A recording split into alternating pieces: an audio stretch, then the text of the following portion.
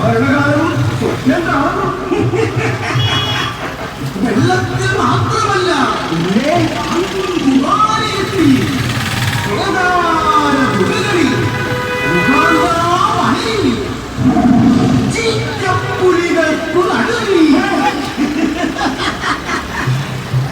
ലോകം മുഴുവൻ ചുറ്റിയ ശേഷം പ്രധാനമന്ത്രിയും കാഴ്ചവെക്കാത്ത ഉടയുന്ന പ്രകടനമാണ് കൽക്കിക്ക് ശേഷമുള്ള 11ാം അവതാരമായ നമ്മുടെ വിശ്വഗുരുവിന്റെ.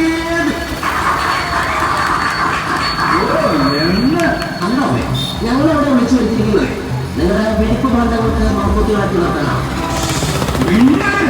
അന്നൊന്ന് വിലക്കിറങ്ങിയാലോ ഞങ്ങൾ പറയും.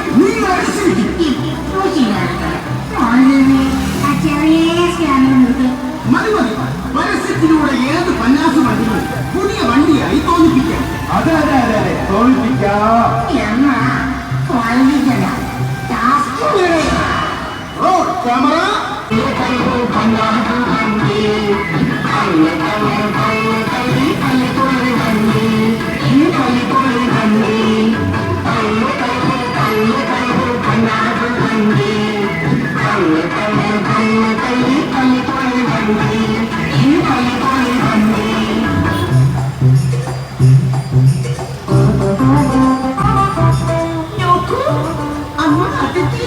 സൈനിക സേവനം നടത്തുന്ന നമ്മുടെ മകനെ കാണാൻ എത്ര നാളായി നമ്മൾ കണ്ണിൽ എണ്ണയും ഒഴിച്ച് കാത്തിരിക്കുന്നു.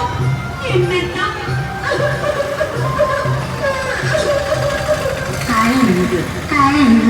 അതിന് നമുക്ക് ആവശ്യത്തിന് എണ്ണ മക്കൾക്കാണ് അദ്ദേഹം സ്നേഹം വാരിക്കോരി കൊടുക്കുന്നത്.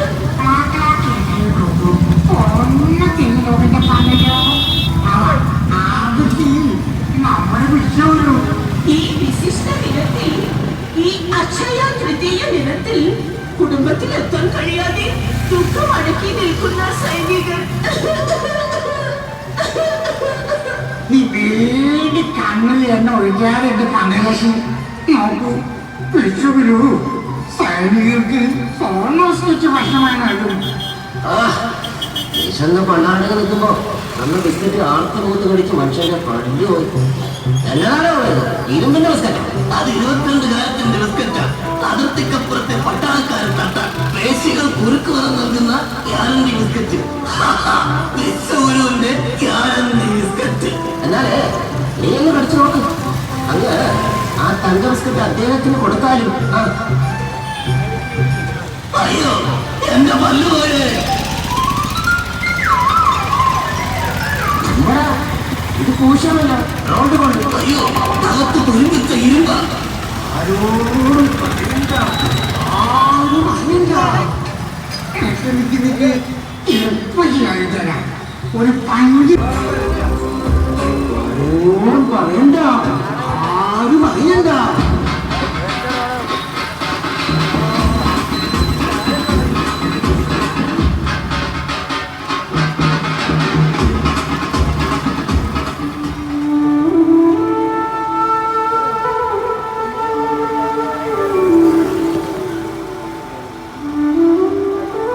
എന്തൊരു കാലമാണിത്! നുണപ്രചരണങ്ങളിൽ സത്യം നിലവിളിച്ചുകൊണ്ടേയിരിക്കുന്ന കാലം. അപകടകരമായ പരസ്യങ്ങൾ, ആത്മനിർഭരതയുടെ അലോസരപ്പെടുത്തുന്ന പേക്കൂത്തുകൾ. വിവരവും വിദ്യാഭ്യാസവുമുള്ള ആരെങ്കിലും ഇതൊക്കെ വിശ്വസിക്കും? ഭരണത്തിന്റെ പാപക്കറകൾ, വിഴുപ്പുകെട്ടുകൾ. തെരഞ്ഞെടുപ്പ് വന്നിരിക്കുകയല്ലേ? ചെയ്തു തീർത്ത പാപങ്ങൾ ജനമനസ്സുകളിൽ നിന്നും മറയ്ക്കാനായി ഒഴുക്കിക്കളയാൻ കൊണ്ടുപോവുകയാണ്. ക്രൂരതയുടെ എത്ര എത്ര ചോരപ്പാടുകൾ. ഗുജറാത്തിലും കത്വയിലും കാശ്മീരിലും മണിപ്പൂരിലും അതിക്രൂരമായി കൊന്നു തള്ളിയവരുടെ നിലവിളികൾ.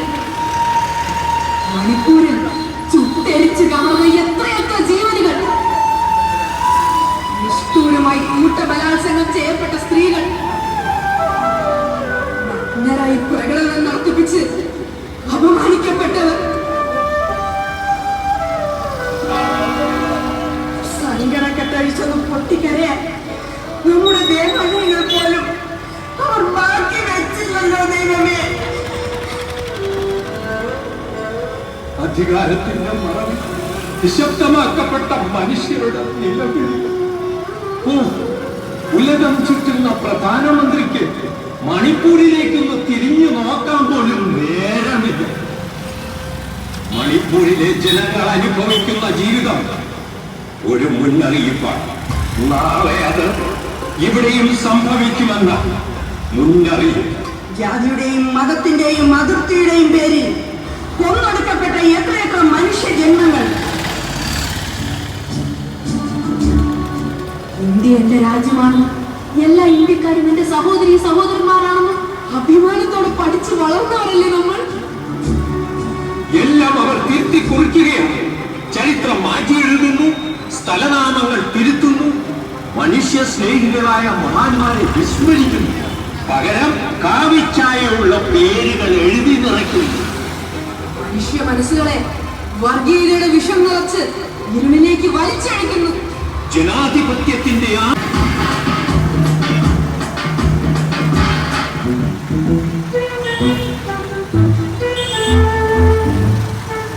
നമ്മുടെ കടരേമാന്മാരുടെ ഒരു കാര്യം എന്ത് പറയാനാ? തെരഞ്ഞെടുപ്പ് വരുമ്പോ നമുക്ക് ഇത് തന്നെയാ പണി. അല്ല, അവരെയും കൈപ്പറ്റികളെയും കള്ളങ്ങൾ കുഴിച്ചുകൂടാൻ ഇതുവഴി ചെയ്താൽ കൈട്ടും. താമരയും കൈപ്പറ്റിയുമാകുമ്പോൾ ഇതെന്താണോ ഹൈക്കോടതി പഞ്ചോ? നമ്മുടെ തീർപ്പന്നൻ 15 വർഷമായി തള്ളിവിടുന്ന കാര്യമാണ്. കാര്യം അങ്ങനെ പറയരുത്. ഈ ആവശ്യക്കാര് അദാനിയെ പോലുള്ള അല്ലെങ്കിൽ എങ്ങനെ അടച്ചെടുത്തേനെ ഇതൊക്കെ നഗരം ഇത് വന്നത് നടക്കുന്ന കാര്യങ്ങളോടെ ഇതും ജനങ്ങളെ പറ്റിച്ച് ഗോൾഡ് എന്നൊന്നും പറയണ്ട. വിശ്വപൗരനാ, വിശ്വപൗരൻ. മറ്റൊരു തിരുവനന്തപുരം എയർപോർട്ട് എന്നതാണ് കള്ളിന്റെ നോട്ടിയാത്ര. ഈ മോദിജി പറഞ്ഞു അത് അദാനി തമ്പുരാനുള്ള നിയമമാണെന്ന്. ഇടയ്ക്കില് മോദി പറഞ്ഞ മാറ്റുന്ന നമ്മുടെ വിശ്വപൗരൻ കണ്ണുകൂട്ടി അതങ്ങ് സമ്മതിക്കും.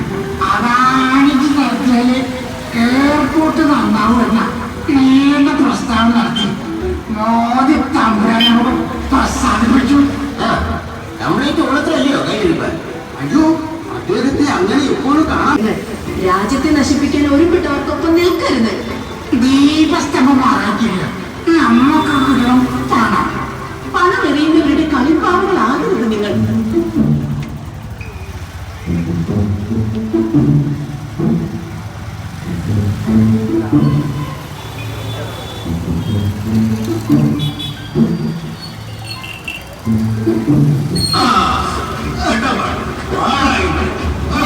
പിന്നെ ഒളിപ്പിച്ചു വെച്ചിരിക്കുന്നത്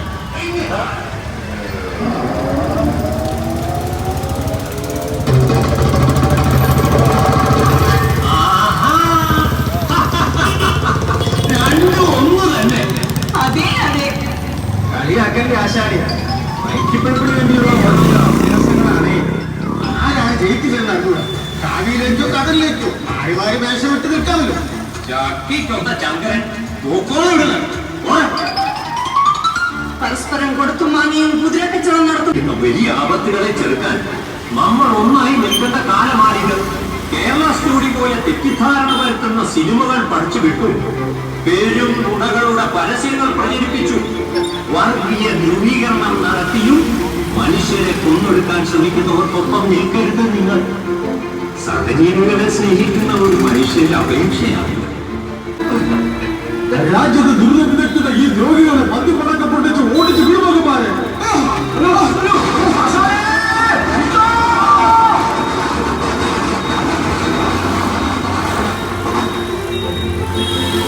പ്രിയമുള്ളവരെ, വരാനിരിക്കുന്നത് മനുഷ്യനീതിക്ക് വേണ്ടിയുള്ള വിധിയെഴുത്താണ്. കരുതലോടെ വിനിയോഗിക്കേണ്ട നമ്മുടെ അവകാശം അത് രാജ്യനന്മയ്ക്കും മനുഷ്യ സ്നേഹത്തിനും ഭരണഘടനാ സംരക്ഷണത്തിനും വേണ്ടിയുള്ളതാവണം. 2 ശതകോടീശ്വരന്മാർക്കിടയിൽ ജനക്ഷേമം നെഞ്ചിലേക്ക് ചെങ്കൊടിയുടെ ശക്തി മുന്നേറുന്ന സാധാരണക്കാരനായ ജനനേതാവിനോടൊപ്പം നിൽക്കാം നമുക്ക്. വിശ്വപൗരനോടൊപ്പമല്ല, വിശ്വാസമുള്ള പൗരനോടൊപ്പം. ധൂർത്തിന്റെയും വർഗീയതയുടെയും ഡിജിറ്റൽ ടിക്കിനോടൊപ്പമല്ല, വികസനത്തിന്റെ അറിയുന്ന മനുഷ്യ സ്നേഹിക്കൊപ്പം നിൽക്കാം.